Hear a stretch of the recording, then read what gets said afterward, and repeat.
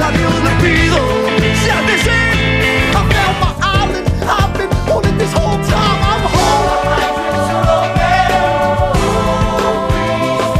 Merry Christmas, y'all feeling alone. I'm home. I'm home. Where it's 100 in the shade, but with patience and faith we remain unafraid. I'm home.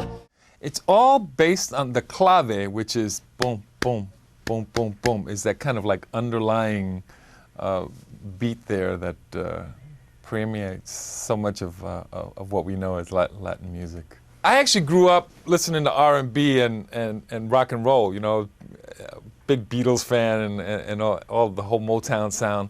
And we had like a reverse immigration process because we moved back to, my mother's from Puerto Rico, moved back to Puerto Rico when I was like 9 or 10.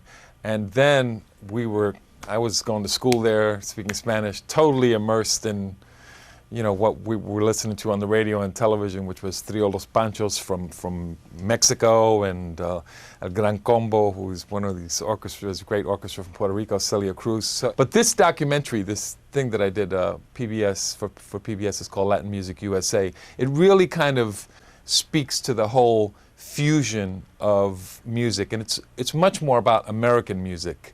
And how, since the 50s, there's always been a kind of like Latin influence, whether it was with Dizzy Gillespie and jazz and Latin jazz, or on the Southwest and Texas side, the influences of polka music and Germanic influences on Mexican music, and how that transferred over and kind of morphed into what we know as Tejano music today. So when you listen to somebody like as great as Selena was, or Freddie Fender, you know that the beginning seeds of that were for somewhere else. And it just, I think, talks about, it kind of speaks to what America is all about. As a child, to be taken from one culture and then just kind of like immersed in a different kind of culture was very traumatic for me as a youngster. And but now that I look back at it, as an adult, and as I said, through therapy, it kind of, you know, the person that you are as an adult it relates to how you grew up. And that kind of very traumatic thing for me really, like, I'm involved in a nightclub here in Los Angeles that is all about Latin music, and the same kind of thing as this documentary, the fusions of music. So all of these. What's that nightclub called? It's called the Conga Room in Los Angeles. And next time you're in town, you're going to stop by, right? Totally. You got it. Oh yeah. Tell me, how has music influenced your acting? Do you use music like to listen to before you do Always, a scene? always. No matter what character. You know, I was just last year I was involved in a Showtime series called Dexter, and yeah, and I had a great time doing that, working with Michael C. Hall and that whole cast. But I would always because it goes to some dark places. It's about a serial killer who you're rooting for, and you don't know why.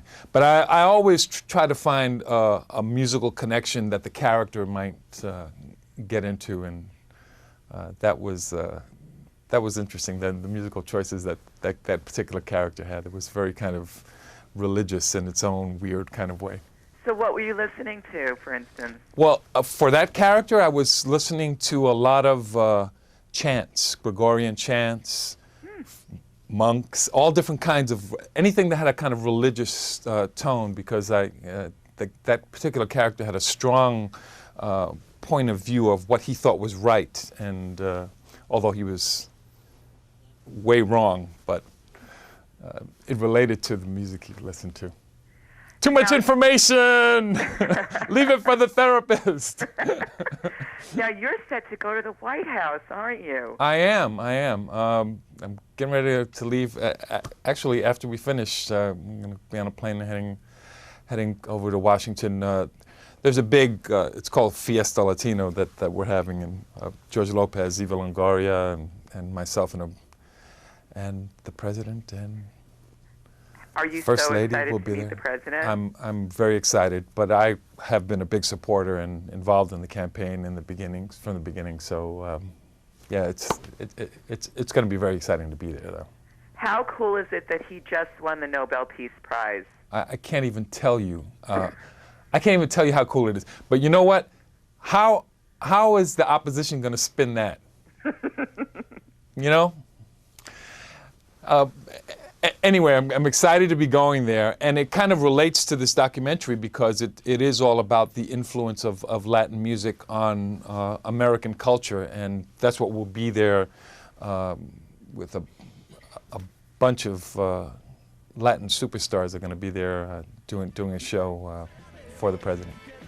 I mean, it does speak to the fact that we're living in a country now where all kinds of things are possible, doesn't it? Yeah, and you know what? I think that it's always been so, and it's part of the tradition of this country that there's a kind of immigration process that happens, and through that, an assimilation process that happens, and a melding of what we then know to become American culture.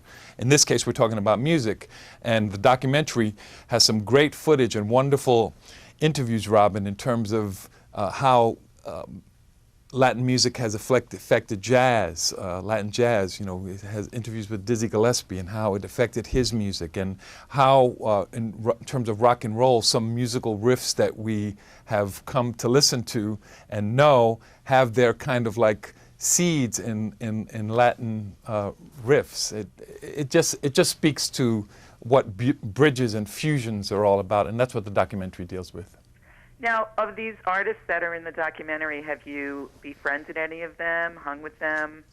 I'm very proud to say that I have had the chance to meet many of the artists that are featured in the documentary, and there's the third hour of the documentary deals with the whole Southwest sound, and people like Freddie Fender and Los Lobos, Carlos Santana, Linda Ronstadt, and how their music, whether it be polka music and how it's morphed into kind of what we know as Tejano music, or Los Lobos doing rock and roll and then switching over and doing traditional mariachi type music. It just talks about the fusions again and bridges that music affords an artist. Now, with Latin music, of course, comes dancing. So, are you a cha-cha man or a salsa man? It depends on the partner, but my partner in life, she's really well versed in dance, so she makes me look much better than I actually am. And what kind of dances do you like to do together? Well, we're into the whole salsa genre, so merengue, bachata, salsa, all of those genres of music. Are you a Dancing with the Stars fan? No. I'm a fan of the show. I thought you said, were there any plans?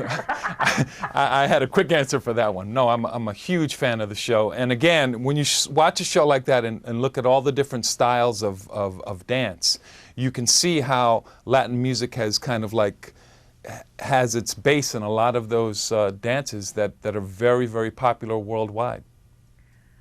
Jimmy, I've got to let you go say hi to President Obama for me. I sure will, Robin. I sure will, I promise. Time. I'll give him a shout out from you. Bye-bye. God bless. Take care. Thanks for the time. You hear that music in the air, take the train to the top of the world and out